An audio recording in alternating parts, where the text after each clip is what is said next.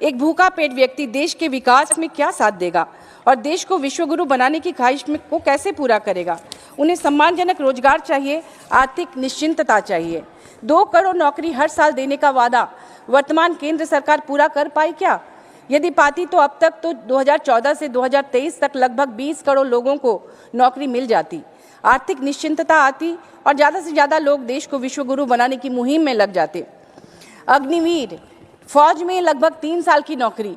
आप सोच सकते हैं, पहले एक गरीब का बेटा जब फौज में जाता था तो पूरा परिवार निश्चिंत हो जाता था, लेकिन अब 3 साल के बाद जब उसकी शादी होगी, बच्चे होंगे, बूढ़े माँ बाप होंगे, तो वो क्या करेगा? वो तो बेरोजगार हो जाएगा। क्या वो आत्महत्या के बारे में सोचेगा या फिर वो जो वादा है केंद्र सरकार का कि 80 करोड़ जनता को मुफ्त राशन दिए जा रहे हैं, उस दावे के अनुसार वो अपने परिवार का पेट पालेगा लेकर सरकार से, और अपने उससे उसके आत्मसम्मान का क्या होगा?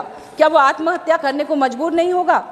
केंद्र सरकार कहती है जीडीपी बढ़ रहा है, स्टॉक मार्केट ऊपर जा रहा है, लेकिन इससे कुछ बड़े उद्योगपतियों सहित कुछ ही प्रतिशत लोगों को मुनाफा हो रहा, देश के ज़्यादातर गरीब जनता को नहीं।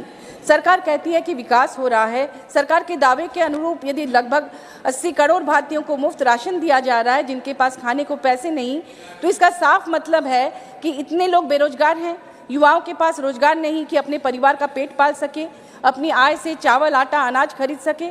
80 करोड़ यानी देश के लगभग 3/4 लोगों की आर्थिक स्थिति दयनीय है। सरकार द्वारा किए जा रहे खर्च में भी व्यापक असमानता दिखती है।